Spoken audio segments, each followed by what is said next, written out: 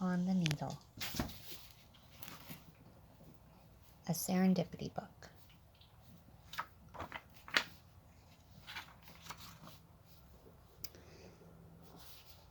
Many years ago, before anybody lived in the Northwest, there lived a very happy creature called a Wheedle. He was big, fat, and had a very large red nose. All day long he would play tag with the other animals of the forest, or just sit around sniffing flowers.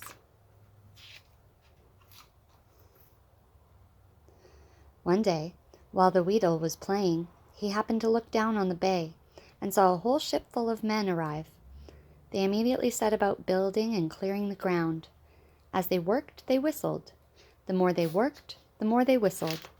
And all the whistling noise hurt the poor Wheedle's ears, and he was very sensitive for whistling noises. It was so bad that the Wheedle could get absolutely no sleep at all.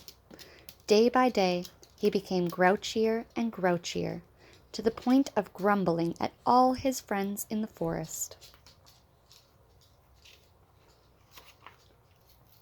Finally, the Wheedle decided he must put a stop to all that whistling. He thought for a moment, and then realized that if all those men didn't have all their tools, they wouldn't be happy, and therefore wouldn't whistle. So that night he carefully stole all the tools. By the next morning, the men quickly made new tools and started whistling all over again. He grumbled. What am I ever going to do to make those people quit making that whistling noise so I can get some sleep? He decided that maybe the best thing to do was to scare them, because when people are scared, they can't pucker, and when they can't pucker, they can't whistle. He began creeping up behind them and growling at the top of his voice. And sure enough, those men were so scared that they couldn't whistle. But Nina, get over there.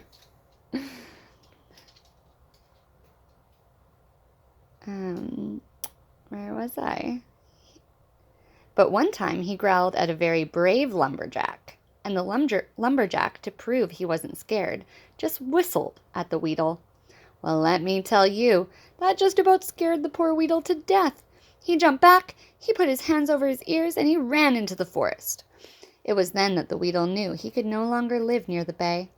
So he packed his belongings and moved away. He wandered far and wide, searching for some place that was far enough from the men so he wouldn't have to listen to them whistling and could get some sleep. He wandered farther into the forest until he came to the very top of Mount Rainier. He listened very carefully, and as he couldn't hear even the faintest of whistles, he unpacked his sleeping bag, his toothbrush with the squiggly on the end, and his white woolly pajamas. Quickly he brushed his teeth, dressed in his pajamas, hopped in his sleeping bag, and fell asleep. He slept so hard that his big red nose went on and off just like a blinking light.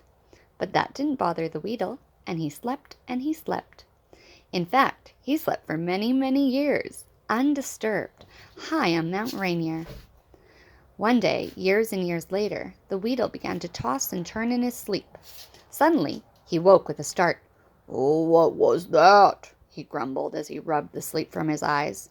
He yawned once, stretched twice, and then peeked over the edge of the mountain to see what was going on.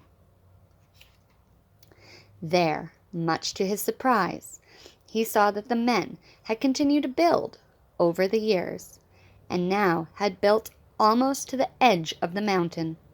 But what was more alarming than that was the fact that everybody was whistling. "Oh no!" cried the Wheedle. "Whatever am I going to do now? But with all that noise, I'll never get back to sleep," he grumbled. The Wheedle began pacing up and down the mountain, mumbling and grumbling all the while. Then his eyes lit up, and a smile crossed his lips. "I have it," he growled. And with that, he dug around in his possessions until he found the biggest sack he owned. Then he went to the very edge of the mountain, and by standing on his tiptoes, he reached carefully into the sky and grabbed a cloud. Very gently he started stuffing clouds into the bag until he had it as full as he could get it. With the bag thrown over his shoulder, he set out for the source of his noisy problem, Seattle.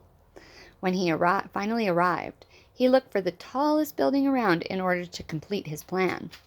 He picked, out of all the buildings, the Space Needle. He carefully climbed to the top and gently laid down on the bag of clouds. He looked all around and grumbled, "This wouldn't be such a bad place to live if it weren't for all that whistling.